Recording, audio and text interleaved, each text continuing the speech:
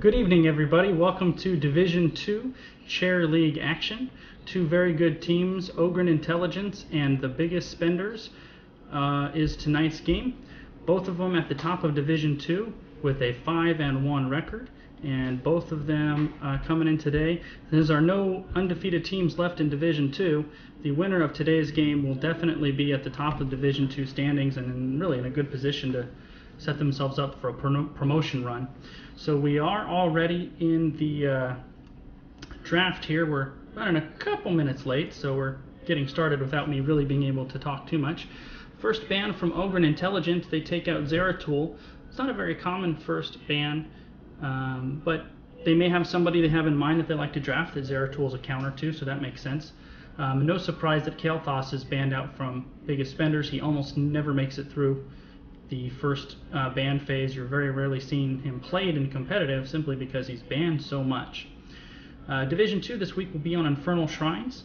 This map really prioritizes wave clear and has long drawn out battles over the altar shrines. They spawn these little shrine guardians, and the first team to kill, I think it's 40, gets the Punisher associated for that altar. First pick, Illidan by Ogrun Intelligence. Illidan is a very sticky character. He could really be feast or famine. A really good Illidan player and a really good Illidan comp can really carry a game. And the opposite is also true. He does have some heroes that counter him though, so first pick can be a little dicey. The characters with blinds definitely hamper him. Your Johannas, your Lilies, the blinds from Artanis. Characters with polymorph, so Brightwing does a number on him. So there are some characters that counter him. So by picking him so early in the draft, Ogrun is allowing Biggest Spenders the chance to maybe select some of those heroes that do counter Brightwing. You also wonder if Ogrun is possibly considering the Abathur Illidan comp, which can work on this map because the objectives draw people into those shrines, so Abathur can work to body soak. They were really thinking about that one. The Biggest Spenders, they picked Thrall as their first of two picks. Thrall is one of the most well-balanced, well-rounded characters in the game. He does a lot of damage. He has self-sustain. He can clear a lane. He has a root. He has an epic, very impactful ultimate in Sundering. And Zool. So Biggest Spenders already have two of the top solo laners in the game with Zool and Thrall. That's a ton of wave clear. And Ogrun is going to want to make sure that they have enough wave clear to keep up with that so they're not chasing the whole game. Zool has so much wave clear as probably the best wave clear solo laner in the game. He can actually soak 2 lanes by himself during one of the altar spawns. So let's say it's the top altar. Zool can clear the mid wave, go to bottom, clear the bottom wave, and then rotate to the mid lane to clear that again without missing any soak. He's really good on this map for that reason. So Zool and Thrall for Biggest Spenders. Ogrun Intelligence now has 2 selections of their own. They've already burned through their time on this one, and now they are into the team pool. About 30 seconds left. They'll want to make the selection pretty soon. You don't want to burn that all the way down. While I have a brief lull here, all the players, I know you'll watch this in replay. I love casting. I've only done it for a short while now. So please send me feedback. Twitter. My Twitter handle is under my head. It's mongoose__22, 2 underscores, or drop me a line on Chair League. I do really appreciate feedback. Ogrun Intelligence makes 2 selections. Dahaka is very good on this map because of his global presence, and he can really isolate somebody out. And Li Ming, who is always good. She can fit into a number of different comps, and if you get her resets, she can really completely turn a tide around. Hey, F, one of my teammates in the chat here, that is an excellent point. Zool with his attack speed slow is one of the counters to Illidan that we were talking about. So if Zool and Illidan get into a one-on-one, Zool can really put the hurt on him because of his attack speed slow, especially if he talents into it. I think it's like a 70% attack speed slow, which will really hurt Illidan. Biggest Spenders respond with a Rhaegar ban. That makes sense. Rhaegar goes really well with Illidan if that's not somebody they were looking at themselves. Then that's a good ban. And Ogrun Intelligence isolating out the healer role even more by banning out Uther. I would expect a healer from biggest spenders here. Brightwing would be the pick. I think the global presence on this map is a good pick, plus the polymorph for Illidan. And a well-played Brightwing is really good. So I would not be surprised to see a Brightwing here. Falstad's still on table. He's very good here. Tyrande got good vision, and the Tyrande Muradin is always a good pairing. And Tyrande in particular, especially with the Starfall, is so good on this map because it fits perfectly into that shrine. If they're going to do a double heal, like with the Tyrande Brightwing, I think would be a really good combo on her. That allows Tyrande to go Starfall and takes that solo heal pressure off of her, and then Brightwing counters Illidan, and she can split soak on this map and teleport up to wherever the action is when she's needed. So don't be surprised if you see a Brightwing as a double support from the biggest spenders. I think that would be a good move. Lily is picked here. Lily is good. We just played her in our game as a kind of second support, and she's really good. This is a very interesting comp from Ogrun Intelligence. I'm really curious to see how they're going to play this. Murky might struggle a bit with Zul and Thrall on the other side. I would assume they will keep him in lane during the shrine phases as extra push. This is a very interesting comp from Ogrun. I'm curious to see how they run this. Obviously, this team is very good. One of the things about casting chair leagues, you don't get to know too many. I know the biggest spenders a little because I've cast them a couple of times and we scrimmed against them a couple of times, so I'm more familiar with them. But there's so many teams in chair league that you don't get to familiarize yourself with all of them. So, you know, you can comment on the draft specifically, just kind of in a general sense, but you don't know what the teams are trying to do. You don't know the players very well. So I always like to see something different. And Lily Murky, last two picks, is certainly different. Jaina is, I've been seeing her a little bit more lately. She's fallen out. She's not one of the top two mages right now. But Jaina does do nicely on this map because of the area of effect spells. So I'm curious to see if Tyrande is going to go with Starfall or Shadowstalk. Teams are now going to start picking their skins and their mounts, making sure everybody wins the pregame fashion show. Winning the game is one thing, but you really want to win that pregame fashion show here. So let's look at in the traditional sense, I think the biggest spenders won the draft. They can put Thrall in one lane, Zul in another lane, and then Tyrande, Muradin, and Jaina in a third. Tyrande and Muradin with the Hunter's Mark and Jaina with her burst can absolutely capture somebody and blow them up. So we'll be curious to see how this plays out in the early lane. I do think Ogrun Intelligence is going to have a little bit of a harder time in the laning phase. I would expect biggest spenders to win the laning phase. I do think biggest spenders won this draft a little bit, but we'll see what Ogrun does with this definitely different comp here. So both teams going solo heals, both teams going solo tank, although Thrall kind of functions as an off tank, and with Thrall, Zul, and Muradin, that's a pretty heavy front line, even though there's only one tank there. Looks like everybody has readied up, and we're going to get this game going. Let's go ahead and switch to the in-game draft screen here.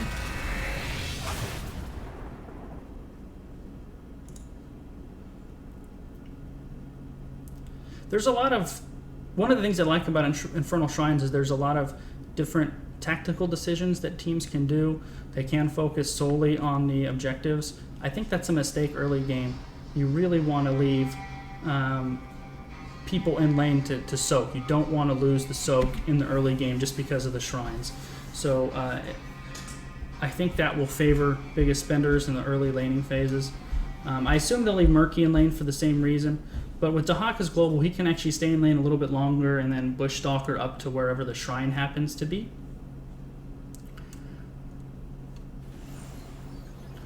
This game definitely has big implications with Division 2, like I said. Let's go over the players here. On the biggest spenders, today's red team, we have number 1 Rookie on Jaina, Ouroboros on Zul, Beloris on Thrall, Fathoms Deep on Muradin, and Zodiac on Tyrande. Today's blue team, Ogrun Intelligence, has Fallen Mythos on Li Ming, John Oro on Dahaka, Sibin on Illidan, Discordant on Lili, and Lord of Bones on Murky. 5, 4, 3, 2, 1. It looks like biggest spenders will be sending most of their team mid with Zul. Well, no, 3 mid, 2 bot. I don't think you're going to see much action. Ogrun Intelligence has already opted to go to their lane assignments, and they're staying really far back. And that's smart. With Muradin, Tyrande, Thrall in the mid, you could really get caught up and blown up. So Ogrun Intelligence is being very smart and being aware of the pickoff potential on biggest spenders, and they're waiting for biggest spenders to show their hand. All right, now we have a little bit going on here in mid. 4-on-4 right now. Thrall still has not shown himself. He's being very patient, seeing if they can catch somebody. I assume they'll wait for the Hunter's Mark, and he does land the root on Li Ming. The Hunter's Mark, or the Lunar Flare is not able to follow up because Li Ming teleports away. And now here we go. And there's the Zool push I was talking about. He's occupying 2 members of Ogrun Intelligence, and Tyrande is there waiting for the follow-up. Thrall was able to take out Murky in the mid lane.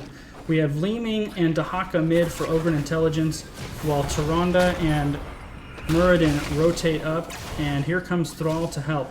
With Thrall's and Dahaka's wave clear, they can rotate pretty aggressively between lanes and not miss any soak, so that's certainly something to keep aware of. Murky goes down again in the top lane, this time courtesy of Jaina. Although the soak is fairly even, I think you can tell that biggest spenders have the wave clear advantage. Smart move of Ogrun Intelligence, and must have smelled the rotations coming, and they backed out pretty quickly. And the first altar shrine is top. So let's see how these teams play it. The Zool looks like will stay in the bottom lane, and I would leave Thrall in the mid lane and send everyone else top. They will push those 2 bottom lanes out very hard.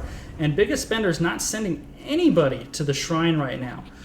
That's kind of surprising. They're going to get the mercs. They know the mercs spawn at 2 minutes. They're conceding the early part of the shrine, and they're getting the mid mercs to add to the mid push. That could be a very good decision. You have all 5 members of Ogrun Intelligence pushing the top lane and getting the altar spawn. I think this is a mistake not to leave somebody in lane for the soak. You can already see that the biggest spenders are pulling ahead in experience.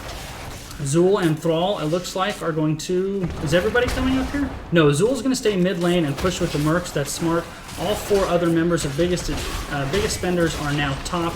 So now we have a 5v4 in the top lane. Ogrun Intelligence does have the advantage, and they have the early... Whoa! Murky gets caught out and blown up. Not that big a deal because it is Murky. Nice Lunar Flare on the Lily. Muradin getting a little bit low. He needs to be careful here. Tyrande body blocking for Muradin. You don't hear that very much. Very close by the biggest spenders. They do get out on the skin of their teeth there. But look at the mid lane. Look at what Zool's doing. He is shoving that mid lane really hard. Murky goes down again. Once again, not a big deal with Murky because he spawns so fast. So this first altar Punisher will definitely go to Ogrun Intelligence. All they're trying to do, the biggest spenders at this point, is stall. And there you can see Zool is pushing mid and bot during this. They are a full level ahead and about to be more than a level ahead. Lily gets picked off by the Blizzard and Muradin, so they get a pick off and they're over a level ahead.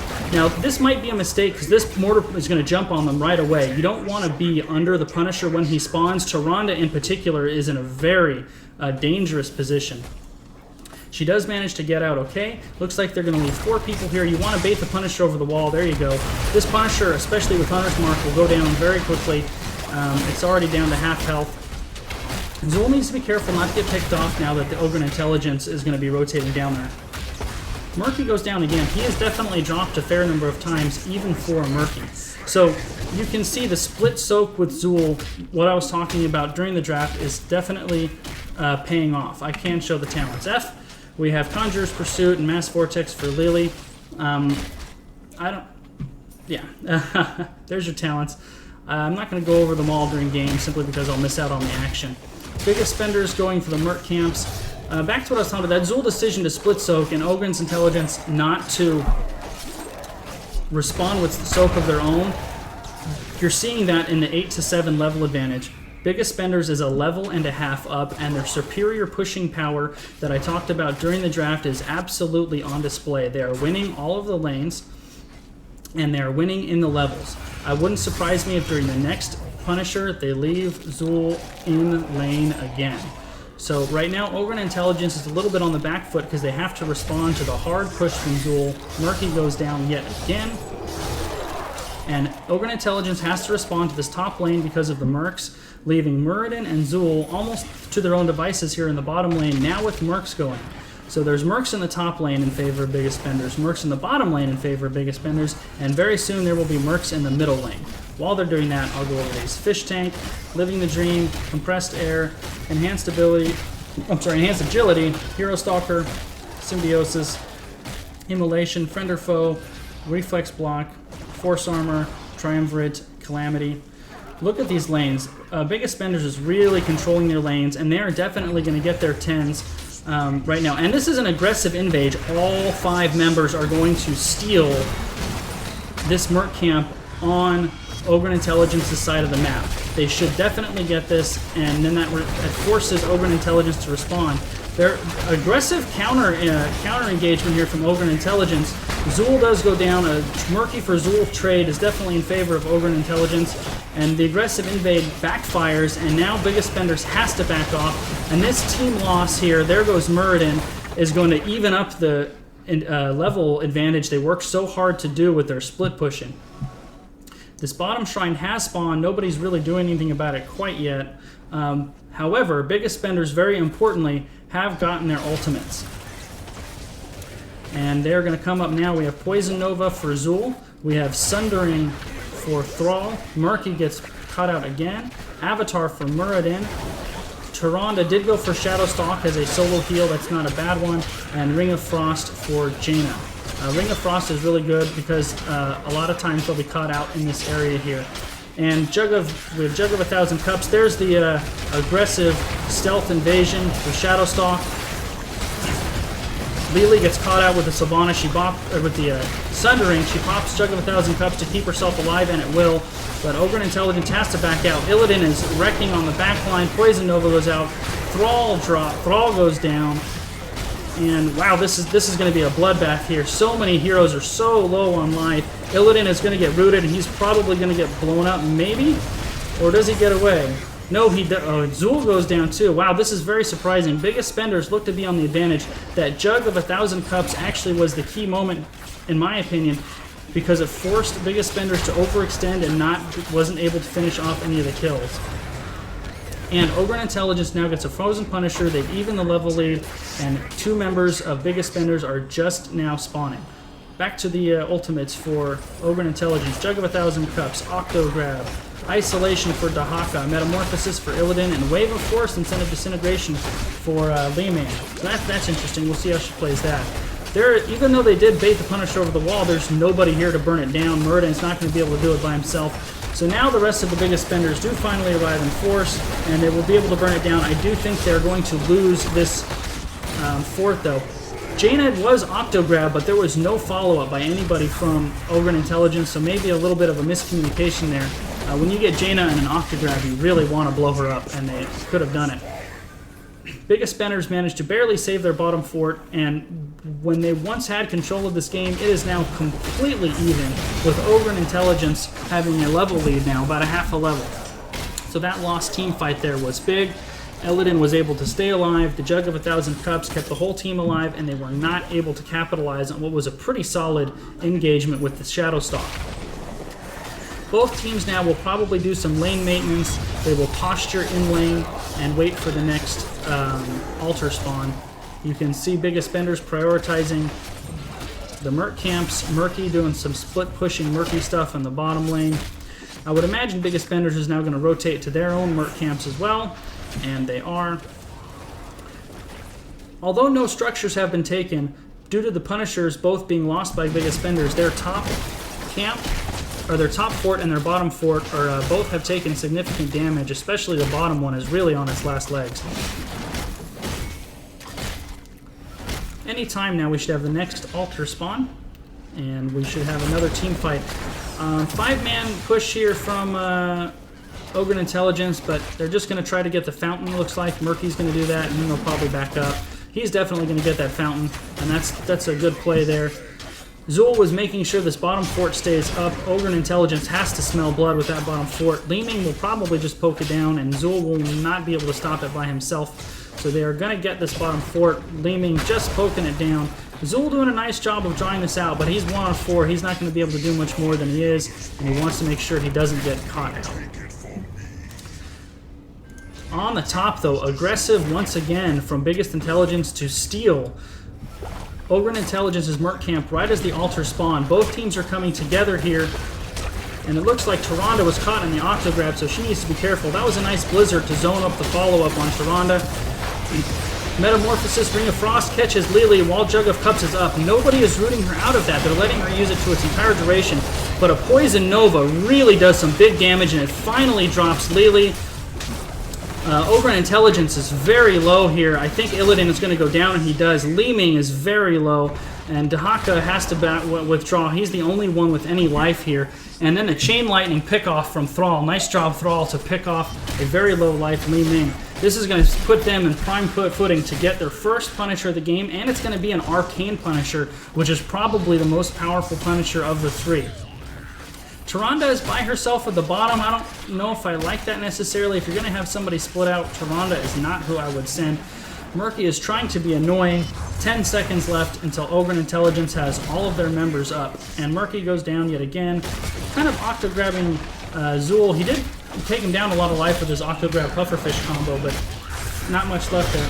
Dahaka now here, Lily here. They need to go help Jaina or she's going to get caught out, and she does. You can't underestimate Lily's damage. She does pretty good damage. And now Biggest Spenders being zoned back because they're low from fighting in the Immortal Shrines. That's a good setup there with Dahaka, but he just burrows away. There goes Zool. Jaina down. Biggest Spenders now on their back foot. Thrall is probably going to go down, and he does. All that work, and they weren't able to get the Punishers, and they get team wiped. What a big re-engage. They used that Dahaka Bushstalker really well to split out Jaina from the rest of the team, and then they wiped Biggest Spenders. So Biggest Spenders now in trouble. They are down a talent tier. They haven't won an Immortal yet, and almost certainly Ogrun Intelligence is going to get this top shrine. It's going to be an Arcane Punisher, and they're going to be at full strength pushing with an Arcane Punisher. Jaina, in the meantime, this is smart. She's just making sure she stays productive. She can't go contest by herself, so what she does instead is get some Merc Camps. That's better than doing nothing, and it's a pretty low-risk move, so not bad. Murky out in front, scouting and being annoying. Octograb onto Zool, and the follow-up by the team. There goes Zool, gets picked off by the Octograb. You have to be so careful with Murky when you're out in front like that. It's just asking to get picked off. They do bait the Punisher over the wall. It gets Hunter's Marked and bursted down very quickly. But Ogrun Intelligence is going to get over that top wall in time to help the Punisher just a little bit. Muradin and Thrall are very low, doing the best they can. The Punisher is down, but this top keep is going to probably be about half health when all is said and done. Tyrande gets isolated, and once again Cups goes out, and once again there's nobody there to interrupt it. There's finally the Sunder goes out and interrupts Cups. That's 3 Cups that were almost used to its entire duration, and that's what's winning them the team fights, is they've let Cups get full 100% effect almost. Cups has a lot of healing, and if you don't interrupt it in a team fight, it just props up the whole team. So 2 members go down from Biggest Spenders. They're really in a tough spot here, down 2 levels, down a keep that will have catapults pushing for the rest of the game, and Ogrun Intelligence is going to pull the Biggest Spenders move and steal the top Bruiser camps that will push on this top lane. Ogrun Intelligence rotating away. I would imagine they're going to clear mid lane and then go get some Merc camps. Biggest Spenders in the meantime, they're going to go in this top lane. You know, Murky, in addition to being annoying, he also keeps tabs on the enemy teams when he does that. Vision is so important, and Ogrun Intelligence knows where the Biggest Spenders are simply because Murky's kind of always out there. He's scouting. He has died a lot even for a Murky, but it hasn't seemed to matter because he's done some nice octo grabs. That Zool pick in particular was really big, and he's kept tabs on the enemy team in addition to keeping split pushing pressure. You can see on the minimap, Murky on that top lane, he's going to put a lot of pressure on that top lane and keep those catapults on the core. Biggest Spenders kind of ignoring him though, and going to try to get some counter pressure on the bottom. They're going to have to respond to Murky at some point. With catapults spawning, he is going to get catapults on core, and catapults do a lot of damage. They're going to have to send somebody back, and it looks like it's going to be Zool that's going to go back and respond to Murky. So Murky is killed by the core, but that's not a big deal. Biggest Spender's clearing out the mid lane here, and in the process will also be responding to the shrine. Both teams are posturing here. You're going to have a 5-on-5 here. If you're going to take a 5-on-5 as the biggest spenders, this is when you want to take it before they get to 20 and they have a talent tier advantage. Ogrun Intelligence is already working on the creep minions, or the altar spawns, whatever you want to call them. And now, biggest spenders are here in force, and I expect an invade here shortly. There's the Shadow Stalk, and here comes the invade. Leeming needs to be careful. If they can catch her, that'll be big news. And they don't catch her, but they do a lot of ults used, and they don't catch anybody. Another big Poison Nova, but Tyrande gets killed. Jug of Cups gets good value again. Zul goes down as well. There goes Illidan finally. And this is finally a battle that the biggest spenders has managed to win. Dahaka is definitely going to go down here. Murky, the only man standing. This is a big team fight win for the biggest spenders, a 4-4-2. Now, Murky can do some damage with his combo, so they need to be careful here. When they picked off this shrine earlier, that's going to be big, because Jaina won't be able to go back, and Murky can definitely kill her with as low life as she is. So they need to be very careful. Murky is going to do his thing. He's going to be annoying.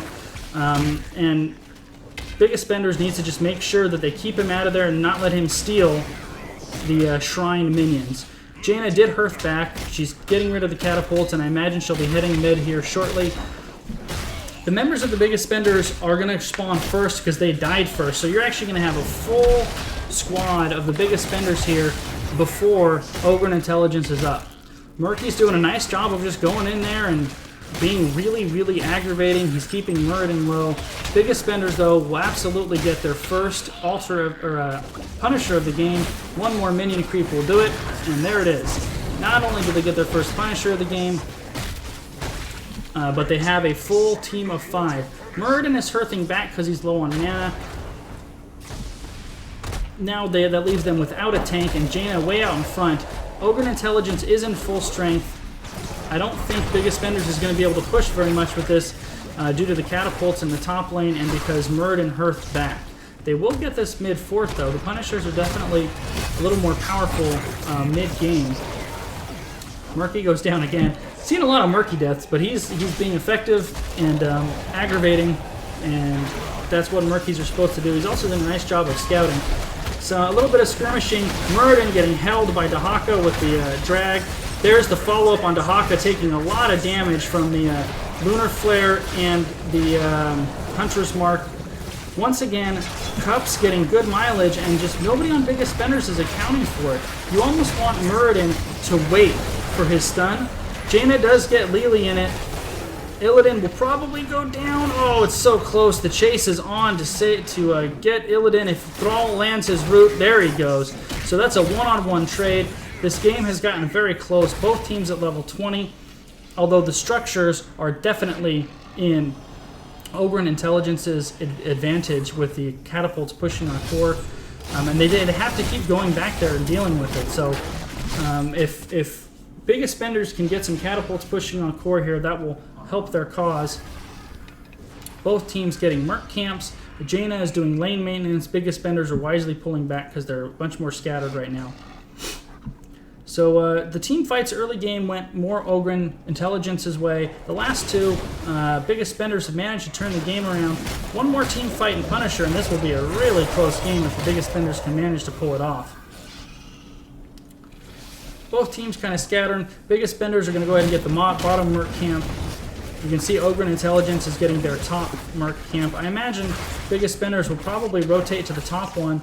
Murky is getting very close to picking up this mid fort. So Muradin and Jaina are here. They're trying to keep him from doing that. Octo grab on a Jaina is going to do a ton of damage. His combo does so much damage to squishies. They do manage to save this mid fort, though, at least for the time being. Now this is big. The altar spawn on the top lane where biggest spenders has no fort and no keep. This is big. They really, really need to win this Punisher. Otherwise, a lost team fight and a lost Punisher is a win condition here for Ogrun Intelligence. So this is a big, big moment in the game for biggest spenders, and they're going to be late to the shrine because they have to clear these creeps here a little bit. Although Ogrun Intelligence is definitely late to rotate, so we'll see. Both teams arriving at about the same time. Jaina, don't want to be out in front. Nice job to wait. Wait for your heavies to get out there. You should be behind those 3 melee characters. I would really like to see Muradin hold on to that stun, or Thrall hold on to Sundering to just take Lily out of that cups right away. If they kill her cups right as she pops it, these team fights are going to go so much better. They've gotten Lily, they've let her get so much mileage out of her jug of 1,000 cups. I've only seen it interrupted once. It was on a Sundering, and it was after it was already like 3/4 done. So both teams kind of posturing right now. They're ignoring the shrine a little bit. I think both teams want a team fight first, possibly. Murky is keeping tabs on Biggest Spenders, doing a nice job of being a scout. He's going to blow up again, but that forces Jaina to waste some of her cooldown. So Biggest Spenders are winning the lane push battle here, but nobody so far has done anything on the altar, and I don't think you're going to see anybody do anything on the altar until until you have a team fight here. Jaina's octograbbed again, but this time Thrall body blocked the arcane orb from Li Ming.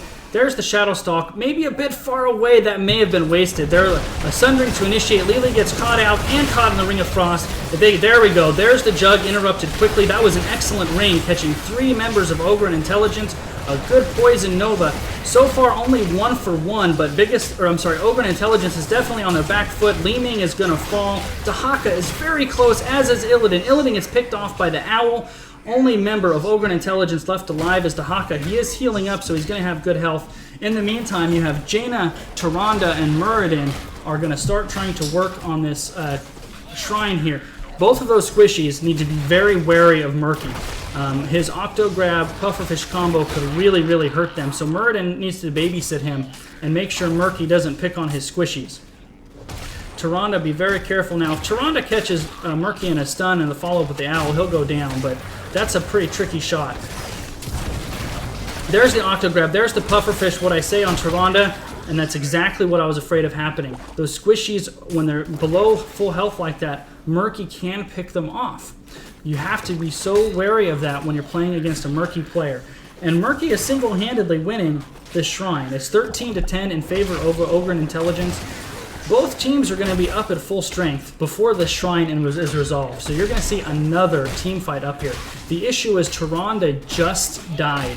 So Ogrun Intelligence is going to be at full strength, and Biggest Spenders are going to be at a 4-man disadvantage with only 4 men for about 30 seconds. So they almost have to pull back because they can't lose a team fight here. They're very close to winning the shrine. They only need 10 more. If I'm them, I try to poke from the outside and steal those as Ogrun Intelligence gets here. It's going to be very, very close. Muradin is trying to zone out Ogrun Intelligence. Dahaka came in here. They're chasing Murky. There goes the Sundering as a disengage. Thrall has been isolated. The Poison Nova goes out.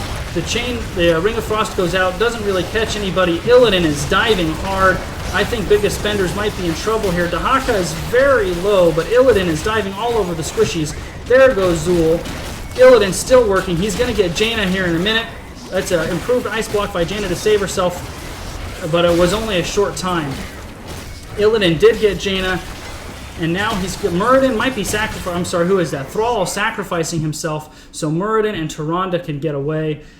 This is a big, big loss here for Biggest Spenders. Arcane Punisher, 24 minutes into the game with no fort and no keep and only 2 members up. This could very easily be game. 4 members of Ogrun Intelligence are still up, plus catapults, plus the Punisher. This is going to be a tall order for Biggest Spenders to defend here. That pickoff on Tyrande is looming large right now. Murky has gotten 2 clutch pickoffs this game, and both of them were really good timing. Dahaka is already bringing down the core's health. The Punisher is going to be on core here momentarily. The catapults are also pushing on core. Now we're down into the core's life. The shields are gone with Illidan on core. This is absolutely going to be GG. Well played by both teams. The jugs, I think, was the difference. They let Ogrun Intelligence get full mileage out of Jug of Cups. They really needed to be aware of it. And they just weren't. They only interrupted it early once, and that was when Ring of Frost caught Lily and they blew her up. It wasn't because they stunned her out of it. I really think that If the Biggest Spenders reviews this film or this replay, they're going to see they let Jugs go for too long. 21 kills to 21 kills, so that's fairly even. I really think that those Jugs getting so much mileage was absolutely the difference in this game. And a couple of bad murky picks that really set Biggest Spenders on the back foot there. They made a nice comeback after falling behind to keep the game close. I will go over talents on the characters that I'm familiar with. On the ones that I don't play, I wouldn't do that. So Lily here, Conjurer's Pursuit. It's kind of the standard for her. When I play Lily, I don't usually do it. I prefer other things. It's a personal preference, though. Conjurer's Pursuit is kind of the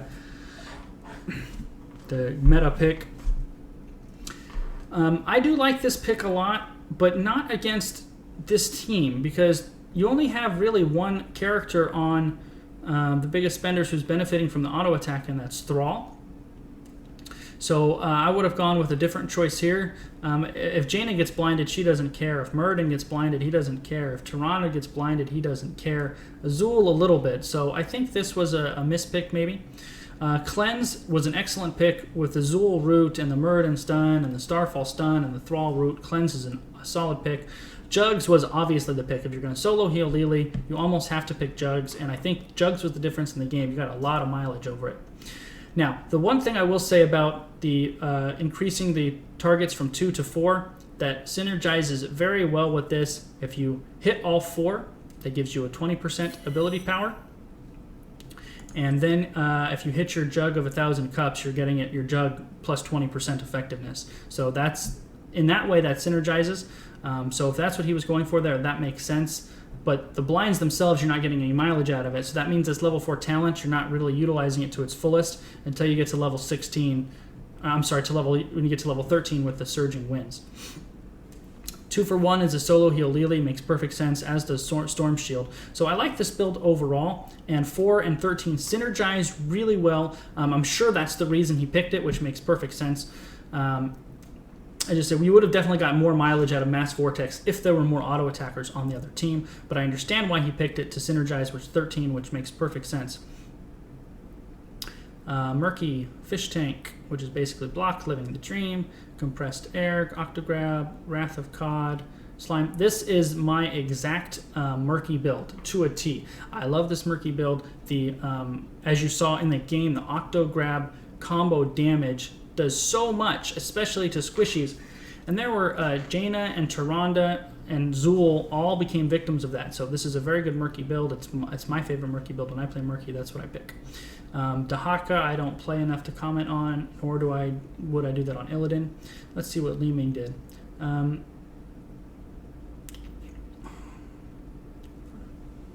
This is the spell block. This is okay. There's no... Oh, with Jaina. No, I'm sorry. This is a good pick with Jaina and Zul. The ability damage reduction is a good choice. This allows you to stay at distance, so always a good pick.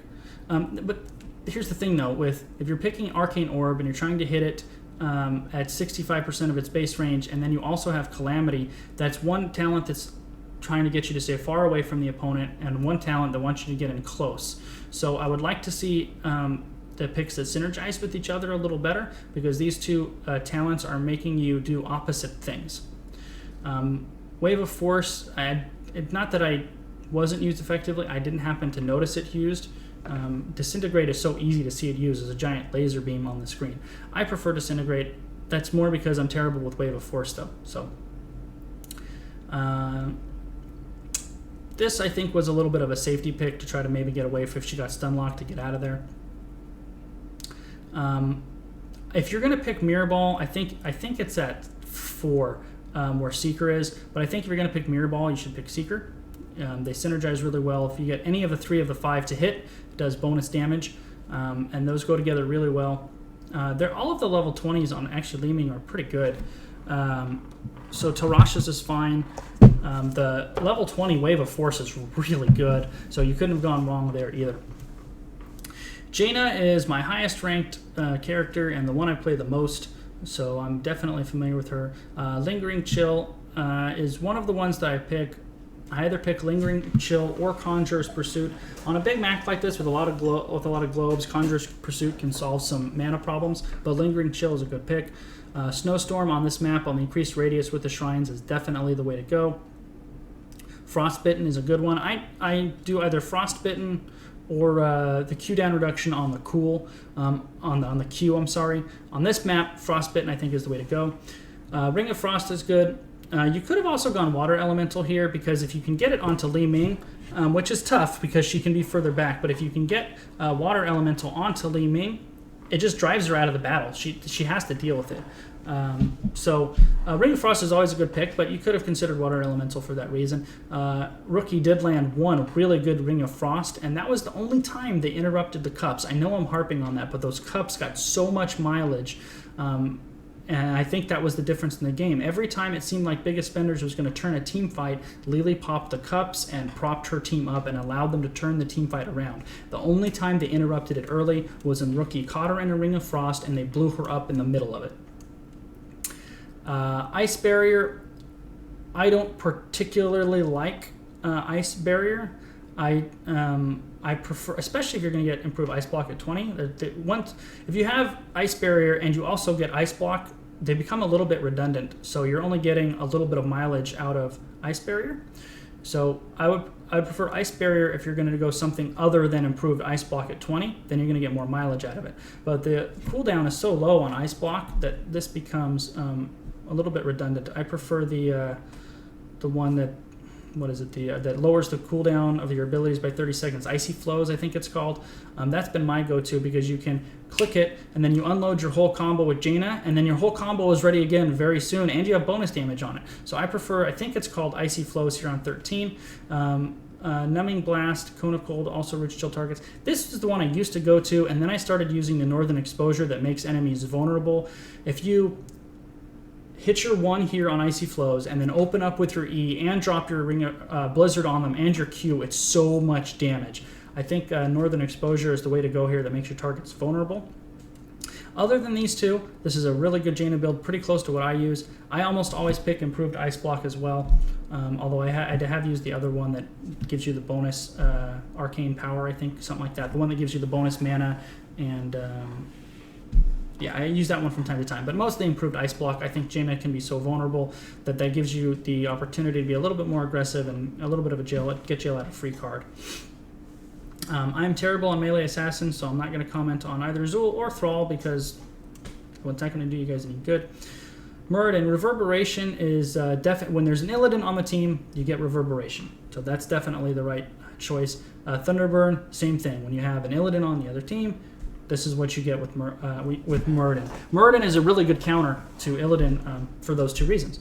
Iron Forge Momentum, that makes perfect sense, so you can spam that Q a little bit more. The double penetrating on the Q is always good as well, though. I understand why you would take Momentum. Avatar is definitely the way to go. As a solo tank, you want that extra life, especially if you're going to get Stone Form. Always remember, Stone Form is a percentage of your health, so you always pop Avatar first and then pop Stone Form. If you do them in the other order, you're not getting maximum mileage out of Stone Form. Burning Rage does make sense here on this map with the Shrine Guards. Another one to consider if you're focusing on Illidan, as Muradin is the one that does a 300% damage on your W, because with Battle Momentum, or Iron Forge Momentum now, you can do it more. So if you're hanging out with Illidan a lot, which is Muradin, you probably should be trying to hang with Illidan. That one would make sense. I think either one is the way to go. Muradin has all of his 20s are viable. Rewind is good. Hardened Shield is good, as is the upgrade to Avatar. Although in this case, I wouldn't have done that because there's not too much in the way of crowd control on the other team. So I think Rewind or Hardened Shield was the way to go for Muradin. Tyrande, one of my favorite characters. This is always an excellent pick on, especially, well, what they're trying to do here is the Muradin, Zool, Thrall, Tyrande, the lockdown, and you can hit the Hunter's Mark and isolate somebody. They weren't able to do it as much as they would like, I'm sure, but with this comp, the cooldown reduction, the Hunter's Mark is the way to go. I understand as a solo heal Toronto, you want to do the healing ward. The only thing is, it gets caught by area of effect and it has a 60-second cooldown. I think I prefer Protective Shield, and you would have been dropping it on Muradin the whole game because it's a percentage of their overall life. I understand why the healing ward went down, and I'm sure it was just fine. As a personal preference, I would have gone with Protective Shield, but both are fine. You don't see this one picked up very much, and I'm curious who the target would be in this case. I guess in this case you would be using it as a disengage to try to get somebody out of trouble. I prefer the range increase on lunar flare. It's almost unfair how far you can shoot that thing. I mean, if you're good at landing your lunar flares, that range can be really, really good. Shadowstalk. The only map I would ever consider Starfall over Shadowstalk as a solo heal Tyrande is this map. However, almost always, if you're solo healing Tyrande, you have to pick Shadowstalk. It's a good selection, and I thought Zodiac used it well. The only time I noted in-game was they tried to use it as an engagement in the top lane, and they used it too early, and they basically didn't get any of the healing out of it because everybody was at full health. So that was really the only time I think they misplayed it. They were too far from the enemy team when they used it, so they didn't get full mileage out of it. I think they popped it too early. If you're going to solo heal Tyrande, Overflowing Light is the only talent you should ever pick at 13.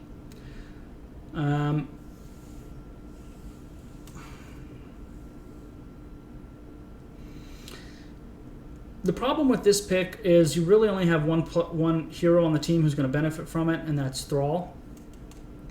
If this was me, my build would have been the extended range on the Lunar Flare and then the refund on the Lunar Flare here where you get extra damage and mana. That would have been my pick. True Shot Aura does have a place. It's really good, especially on Battlefield of Eternity. We have a good auto attacker. You can, like a Butcher, Greymane, Rain or Vala, anybody like that. When you're burning down the Immortal, you can Hunter's Marked it and you stand next to him with this and it goes down super quick, especially with somebody like a Greymane. So it has its place. I don't think it was the pick necessarily on this particular map though. And if you're being a solo heal, Tyrande, Storm Shield is absolutely 100% the way to go. Thanks guys for letting me cast the game today. Sorry we ran a little bit late and it may have seemed a little rushed. I didn't give myself as much time as I normally do to get in here, but really enjoyed the game. Close game throughout. Ogrun Intelligence does come out with the win.